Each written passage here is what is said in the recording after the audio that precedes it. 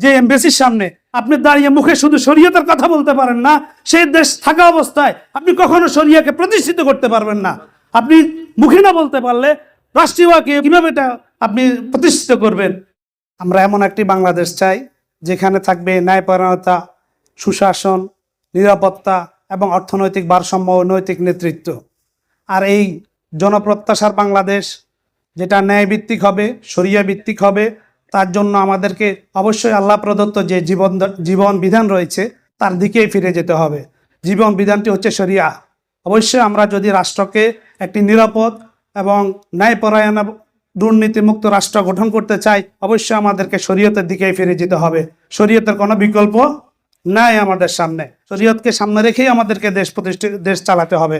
আল্লাহ রাব্বুল আলামিন বলেন, নিশ্চয় আল্লাহ রাব্বুল আলামিন তোমাদেরকে আদেশ করেন যখন তোমরা তোমাদের আমানতকে প্রাপ্য ব্যক্তির কাছে পৌঁছিয়ে দাও এবং যখন তোমরা বিচার কার্য পরিচালনা করবে অবশ্যই ন্যায়পরায়ণতার সাথেই করবে। রাষ্ট্র পরিচালনা, নেতৃত্ব, এই দুটোই আমানত। নেতৃত্ব এবং রাষ্ট্র পরিচালনা, এই আমানতটা আমাদেরকে রক্ষা করতে হবে। আমরা যদি কোনো দুর্নীতিবাজকে, কোনো অসৎ ব্যক্তিকে আমরা যদি নমিনেশন দিয়ে রাষ্ট্রীয় পর্যায়ে নিয়ে যাই, তার দায়ভার আমাদেরকে নিতে হবে। যদি আমরা এই আমানতের খেয়ানত করি তাহলেই আমরা কখনোই জনপ্রত্যাশার বাংলাদেশ গড়তে পারবো না এবং আল্লাহ রাব্বুল আলামিনের কাছে আমরা এর জন্য দায়ী দিতে হবে। আল্লাহ রাব্বুল আলামিন আরেক জায়গায় বলেন, ইদিলু হুয়া আকরাবু লিত্তাকওয়া, তোমরা ন্যায় বিচার করো, তা তাকওয়ার জন্য অধিকতর নিকটবর্তী। অর্থাৎ দেখেন আমাদের সমাজে এখন বিভাজন, অন্যায়, সহিংসতা এবং বৈষম্য বেড়ে গিয়েছে। শরীয়ত আমাদেরকে এটা শিক্ষা দেয়, তুমি তোমার চিরশত্রুর সাথেও ন্যায় বিচার করো। আমরা যদি শরীয়তের দিকে ফিরে আসি, এ রাষ্ট্র কখনো দুর্নীতিবাজদের হাতে যাবে না, কখনো অন্যায় রাখা হবে না, কখনো দুর্নীতিতে চ্যাম্পিয়ন হবে না।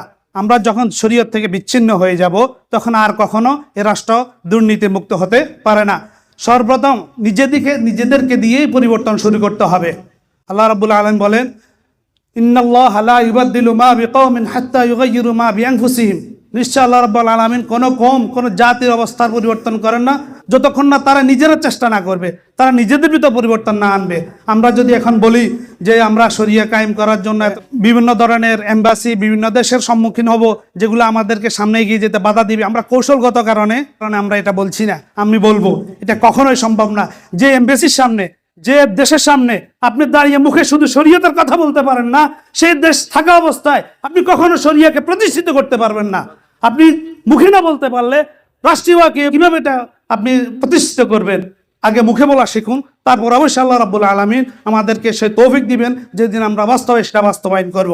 আমরা ব্যক্তি জীবনে ইসলামকে প্রতিষ্ঠিত করি, ব্যক্তি জীবনকে ইসলামিক শরিয়ার আদর্শের ভিত্তিতে গঠন করি, সমাজে ন্যায় প্রতিষ্ঠার চেষ্টা করি এবং রাষ্ট্রীয়ভাবে শরিয়া ভিত্তিক রাষ্ট্র পরিচালনা করার জন্য আমরা সবাই একত্রিত এবং ঐক্যবদ্ধ থাকি। মা আলাইনা ইল্লাল বালাগ। আসসালামু আলাইকুম ওয়া রাহমাতুল্লাহ।